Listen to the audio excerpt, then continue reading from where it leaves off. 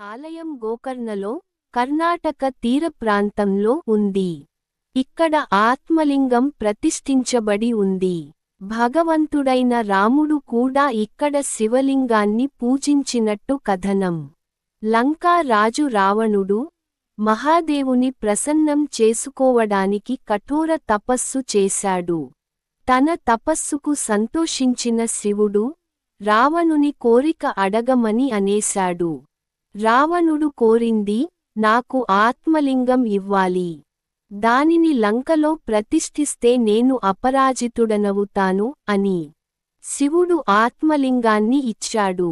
కాని ఒక షరతు పెట్టాడు. నువ్వు మార్గమధ్యంలో దానిని ఎక్కడా నేలమీద పెట్టకూడదు. ఒక్కసారి పెట్టిన తర్వాత అది అక్కడే శాశ్వతంగా స్థిరపడిపోతుంది అని. దేవతలు రావణుడు ఆత్మలింగాన్ని లంకకు తీసుకెళ్తే భూమికి ప్రమాదమని ఆందోళన చెందారు. అప్పుడు విష్ణువు, గణపతి దేవునితో కలిసి యోచన పన్నారు. రావణుడు గోకర్ణానికి చేరుకున్నప్పుడు సాయంత్రం అయింది. ఆ సమయంలో సూర్యాస్తమయం కావడంతో రావణుడు స్నానం చేయాల్సి వచ్చింది. కాని ఆత్మలింగం నేలమీద పెట్టకూడదని శివుడు చెప్పాడు. అప్పుడు అక్కడ ఒక చిన్న బాలుడి, అది గణపతి, చూసి, ఓ చిన్నవాడా, నేను స్నానం చేసి వచ్చేదాకా ఈ లింగాన్ని పట్టుకో అని ఇచ్చాడు. గణపతి అంగీకరించాడు. కాని షరతు పెట్టాడు, నేను ఎక్కువ సేపు పట్టుకోను, 3 సార్లు పిలిచిన తర్వాత సమాధానం రాకపోతే నేలపై ఉంచేస్తాను అని. రావణుడు స్నానం చేస్తుండగా, గణపతి 3 సార్లు పిలిచాడు. రావణుడు సమాధానం ఇవ్వకపోవడంతో గణపతి వెంటనే ఆత్మలింగాన్ని నేలమీద పెట్టేశాడు. అది శాశ్వతంగా గోకర్ణలో స్థిరపడిపోయింది.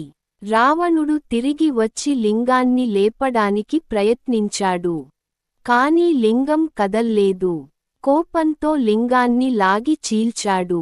దాంతో లింగం కొంత భాగం చుట్టుపక్కల ప్రదేశాల్లో వ్యాపించింది.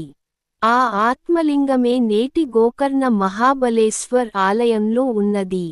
ఇక్కడ శివుని ఆరాధించడం వల్ల అన్ని కోరికలు నెరవేరుతాయని నమ్మకం ఉంది. రాముడు కూడా లంక యుద్ధానికి వెళ్లే ముందు ఇక్కడ శివలింగాన్ని పూజించి విజయాన్ని కోరుకున్నాడు అని పురాణాలు చెబుతున్నాయి. ముఖ్య విశేషాలు: ఇది దక్షిణ కాశీ గా ప్రసిద్ధి చెందింది. ఆలయం ద్రావిడ శైలిలో నిర్మించబడింది. శివరాత్రి సమయంలో ఇక్కడ జరిగే ఉత్సవం అత్యంత భక్తిశ్రద్ధలతో జరుగుతుంది.